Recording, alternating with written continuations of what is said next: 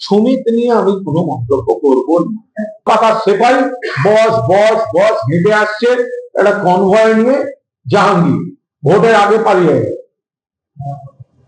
সুমিত ও বাবা না কে রেগে যাবে।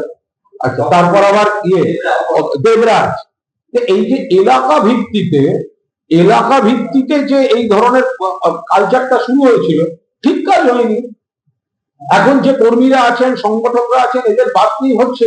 জাহাঙ্গীর নিয়ে তো আমরাও বলেছি, আমরা তো মিটিংয়েই বলেছি, জাহাঙ্গীর যেদিনকে সরে গেল সেদিনকে তো আমরা বলেছি তোকে তাহলে অ্যাকশন নেওয়া হোক। সেটা পার্টির ব্যাপার, পার্টির অজস্র ভুল আছে, তার মধ্যে এগুলো ভুল। আমি সুমিত নিয়ে আমি কোনো মন্তব্য করব না। না না, দেবরাজ এমনি ঠান্ডা ছেলে, ও খুব ভালো কীর্তন গান, কুঞ্জ সাজিয়ে আঁকা টাকা গান। কিন্তু কথা হচ্ছে ওই এখানে দাঁড়িয়ে যে অভিযোগগুলো এসে সেটা তো ওকেই ডিফেন্ড করতে হবে, সেটা তো আর আমরা ডিফেন্ড করতে পারবো। আমরা টাইমিং নিয়ে বলতে পারি তৃণমূলের উপর একটা আঘাত চলছে, বাট যদি যে অভিযোগগুলো আসছে বিপুল পরিমাণ অবৈধ সম্পত্তি, সেটা আমরা কি করে ডিফেন্ড করবো? আমি জানি না আমরা করবো নাকি তার সঙ্গে তৃণমূলের কোনো সম্পর্ক আছে, সেটা আইনের পথে চলবে।